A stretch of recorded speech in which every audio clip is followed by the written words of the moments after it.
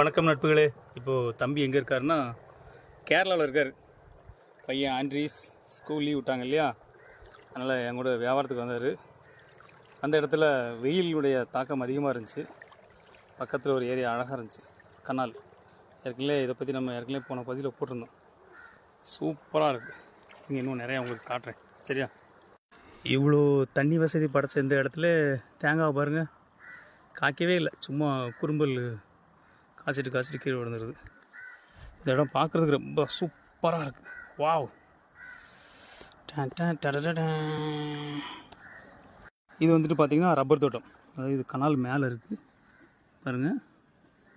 இதுதான் கீழ்ப்பாகம். கீழே வந்துட்டு அங்கே பார்த்திங்கன்னா மாடெல்லாம் மேய்ஞ்சிக்கிட்டு இருக்கு, தெரியுதா? இந்த அங்கே தள்ளி ஒரு மாடு இருக்குது. நான் அடுத்த நல்லா க்ளோஸாக காட்டுதேன். இது வந்து ரப்பர் மரம். டயரு ரப்பர் பால் நடக்கும் இல்லையா, அந்த மரம். அதில் உள்ள காய் இது ரப்பர் காய். இது வந்து ரப்பர் தோட்டம். இது வந்து அந்த சைடு ஒரு கரை, இந்த சைடு ஒரு கரை, நடுசில் இந்த கனால் போகுது.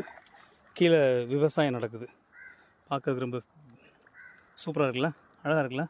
இந்த சைடு விவசாயம், இந்த சைடு ஒரு கரை, இந்த சைடு வந்து ஆடு மாடுலாம் மேயுதுன்னு நினைக்கிறேன். இங்கே பார்த்தா தெரியும். சின்ன ஒரு கனால், அங்கே மாடுக்குள்ளே ஓட்டிக்கிட்டு இருக்காங்க.